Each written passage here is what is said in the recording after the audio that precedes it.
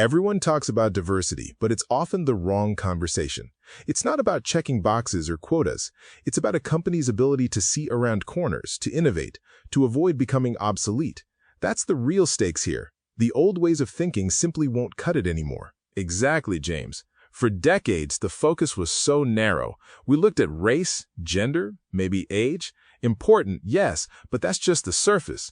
What we're missing is the incredible spectrum of human experience that makes up true diversity. And that spectrum, you're saying, goes far beyond those visible characteristics. Because for many, diversity immediately conjures up images of demographics. But what else are we talking about when we use that term in a business context? It's about everything that makes an individual unique. Think about it. A person's nationality, their cultural background, their religious beliefs, physical abilities, educational journey, even the specific work experiences they've accumulated. Crucially, it also includes things like thinking styles, problem-solving approaches, and the languages they speak.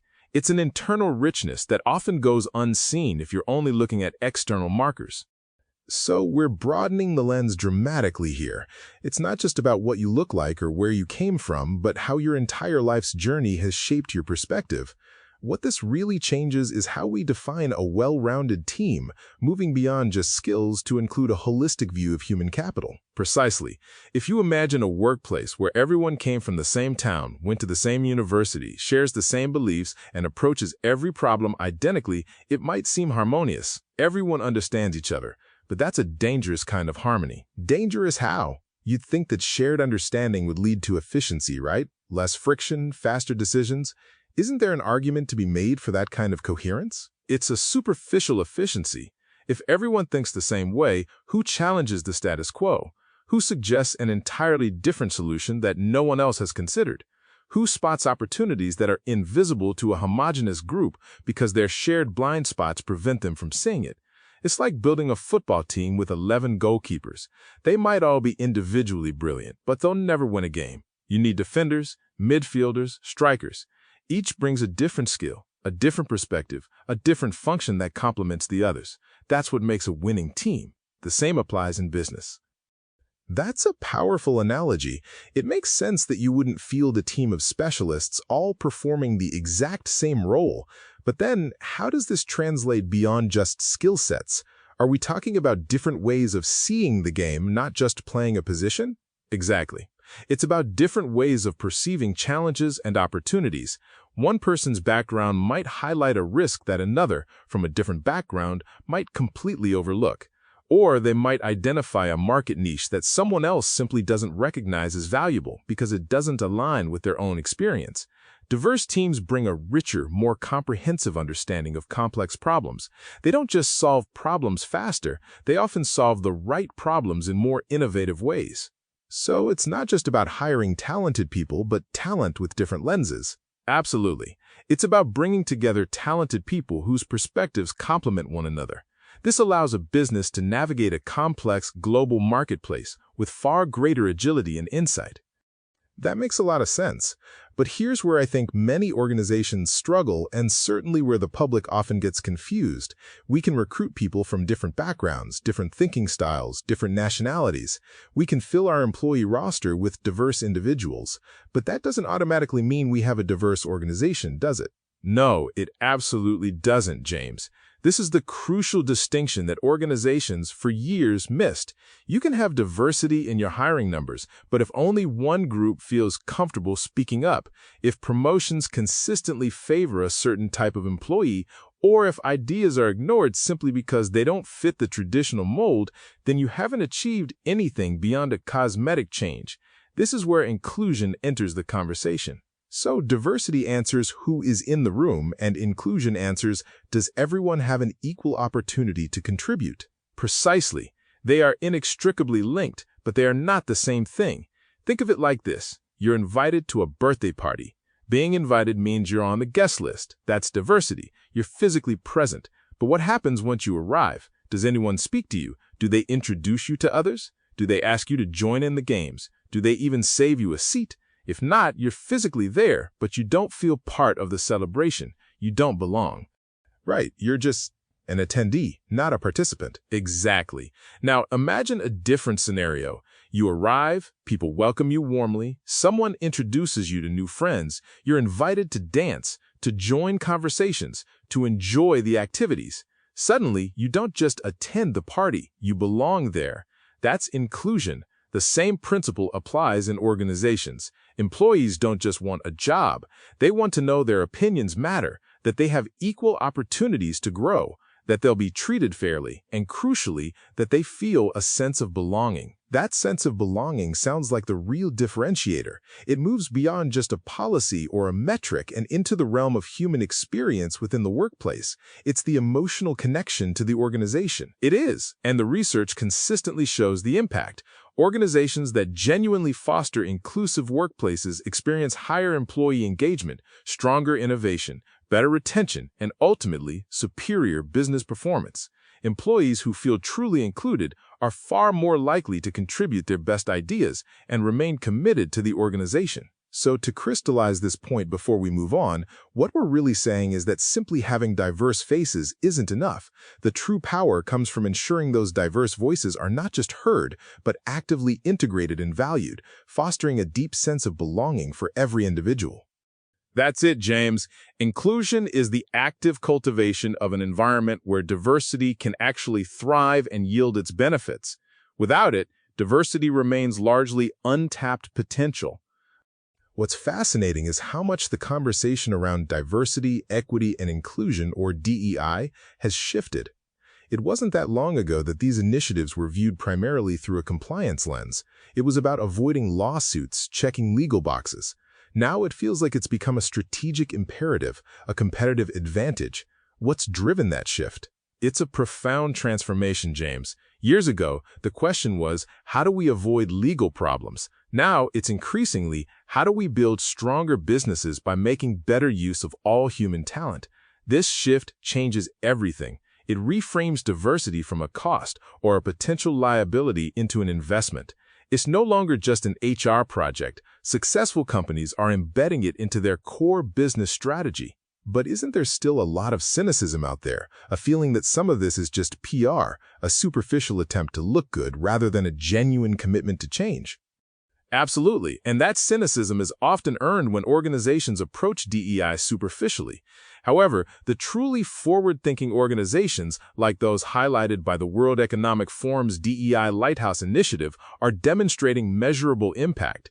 They're not just issuing statements, they're implementing initiatives that produce lasting improvements in innovation, workforce resilience, and overall business performance.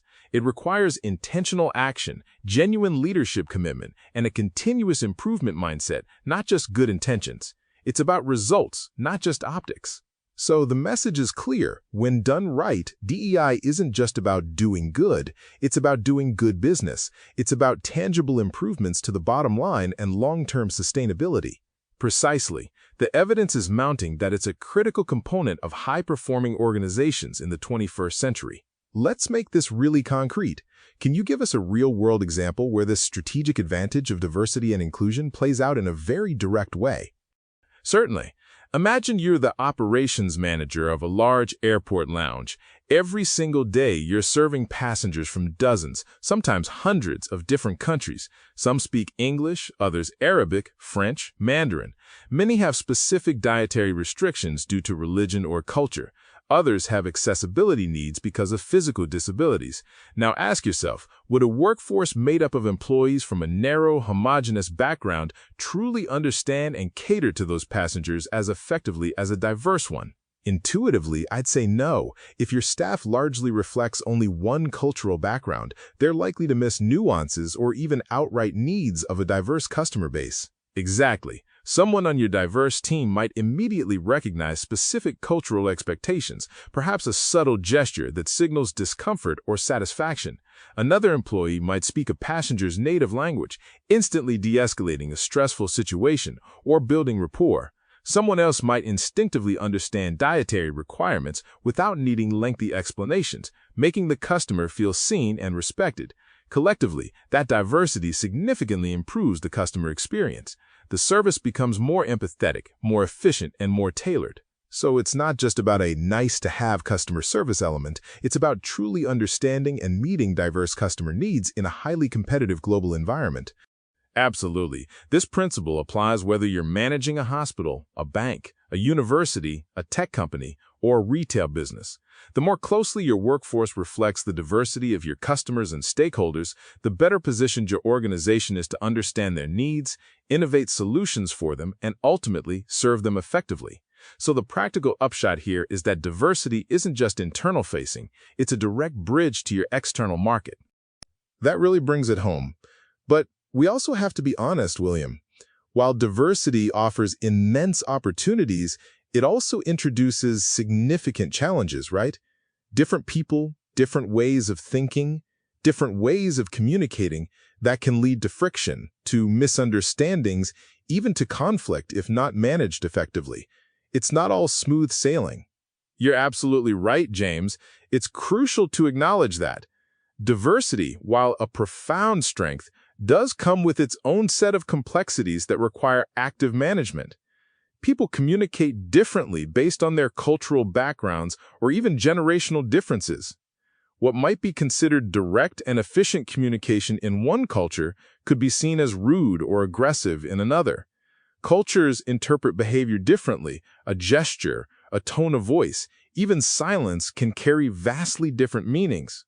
I've seen that firsthand. A direct challenge in one meeting might be viewed as healthy debate, while in another cultural context, it could be seen as deeply disrespectful, undermining authority. That's a huge potential for misstep. Exactly. And then you have different generations, each with distinct expectations about leadership, technology adoption, and work-life balance. Religious beliefs can influence work schedules or require specific accommodations. Language barriers, even subtle ones, can create misunderstandings or slow down project timelines. Different educational backgrounds can lead to entirely different approaches to problem solving, which, while ultimately beneficial, can initially cause friction in team dynamics. It sounds like you're describing a minefield for an unmanaged team.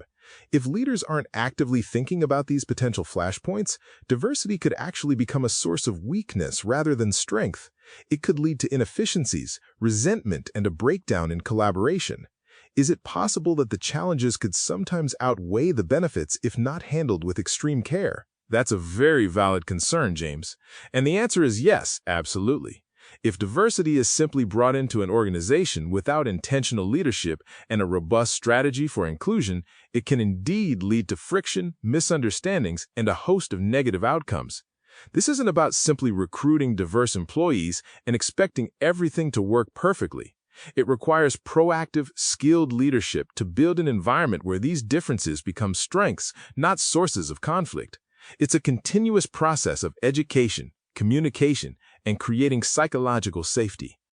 Okay, so the onus is really on leadership to actively cultivate an environment where these differences can not only coexist, but actually flourish and contribute positively. It's not passive, it's incredibly active. So what does that proactive management look like? How do leaders build an environment where differences truly become strengths? It starts with clear communication and setting expectations around respectful dialogue. Leaders need to actively foster an environment of psychological safety where everyone feels comfortable sharing their perspectives without fear of retribution or ridicule. This often involves specific training on cultural competence, unconscious bias, and effective cross-cultural communication. It also means establishing clear processes for conflict resolution that respect different communication styles. So it's about providing tools and frameworks, not just hoping people will figure it out on their own. Exactly. And it also involves leaders modeling inclusive behavior themselves.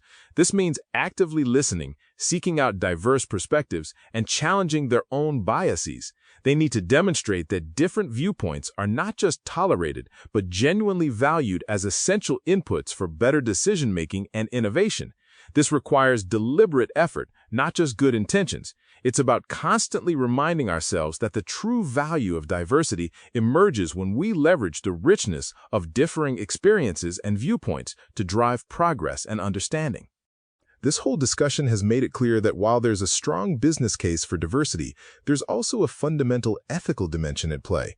Beyond the measurable benefits to innovation and performance, isn't there a moral imperative to manage diversity effectively?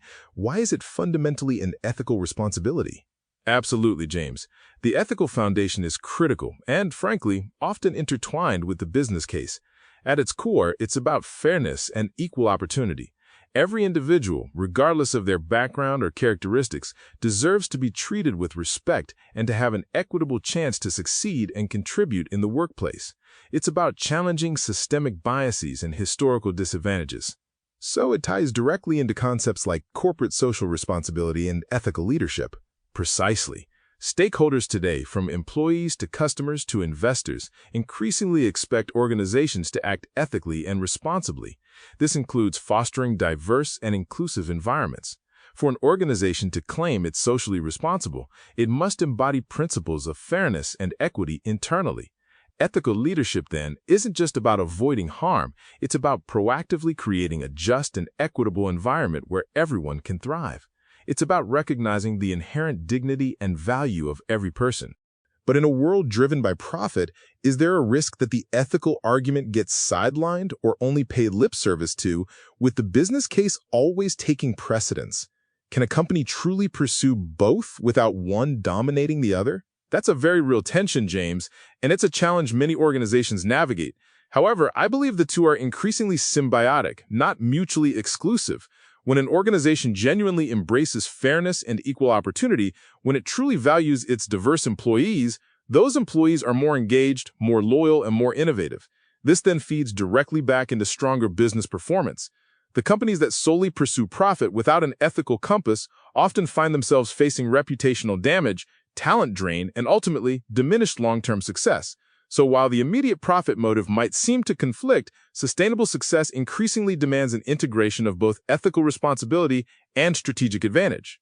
It sounds like a false dichotomy then, that the companies doing it best are seeing the ethical and the strategic as two sides of the same coin. Exactly. They understand that long-term value creation is deeply linked to ethical conduct and a truly inclusive culture. It's not just about what you achieve, but how you achieve it. We've talked about the why and the what of diversity and inclusion. Now let's turn to the how. How do organizations actually measure progress beyond just headcount numbers? Because I imagine just counting diverse individuals isn't enough to prove you're succeeding in DEI. You're absolutely right, James. Measuring representation is a starting point, but it's far from the full picture. True measurement goes beyond mere presence. It focuses on whether every employee has the opportunity to thrive. This involves looking at metrics like employee engagement scores, particularly for underrepresented groups, and analyzing retention rates across different demographics. If diverse employees are leaving at a higher rate, that's a clear indicator of an inclusion problem. So it's not just about who's hired, but who stays and who gets promoted. Precisely. We examine promotion rates, leadership pipelines, and pay equity across various dimensions of diversity. Are opportunities for growth and advancement equally accessible? Are performance reviews fair and unbiased? This also means gathering feedback through anonymous surveys or focus groups to understand employees' sense of belonging and their experiences of inclusion. But measuring something like belonging or psychological safety feels inherently subjective. How do you quantify that in a way that truly informs business strategy and proves impact? It's a critical question, and it's less subjective than it sounds. While individual feelings are qualitative, aggregated data from well-designed employee sentiment surveys can reveal patterns and trends. We can correlate responses about belonging and psychological safety with other metrics like team performance, innovation output, and even customer satisfaction. For example, if teams with higher scores in inclusion and belonging also demonstrate higher rates of successful project completion or innovative product launches, you have a quantifiable link. It's about looking at the outcomes of those subjective experiences, understanding that a lack of belonging leads to disengagement, reduced productivity, and higher turnover, all of which have a direct, measurable impact on the business. So it's about continuous improvement then, using data not just to tick boxes, but to genuinely understand the health of the organizational culture and make adjustments. Absolutely. It's an ongoing journey, not a destination. Successful DEI initiatives are characterized by transparent reporting, accountability for leaders, and a willingness to adapt strategies based on feedback and results. It's about embedding DEI into the very fabric of how the business operates, from hiring to product development to market strategy. William, as we wrap up this conversation, I feel like we've traveled from a very narrow, often misunderstood definition of diversity to a much broader, more strategic, and ethically grounded understanding. It's clear this isn't just a trend, but a fundamental shift. It truly is, James. What started perhaps as a moral imperative has evolved into an undeniable business necessity. Organizations that fail to embrace genuine diversity and inclusion will simply struggle to compete, to innovate, and to attract and retain the best talent in today's global landscape. It's about building resilient, adaptable organizations ready for the future. It's about making businesses more human, in a way, by valuing the full spectrum of humanity within them. Exactly. And in doing so, they become stronger, more ethical, and ultimately more successful. This understanding of diversity as a holistic, integrated approach, rather than a standalone initiative, is what defines truly progressive and sustainable organizations today. That's a fantastic place to leave it. We've been exploring the critical topic of managing diversity in the workplace, drawing insights from the Business and Society lecture series, specifically Unit 7. Thank you, William, for shedding so much light on this complex but crucial subject. My pleasure, James. It's a conversation that needs to continue. If this discussion resonated with you, consider sharing this episode with someone who might benefit from these insights into building more inclusive and effective workplaces.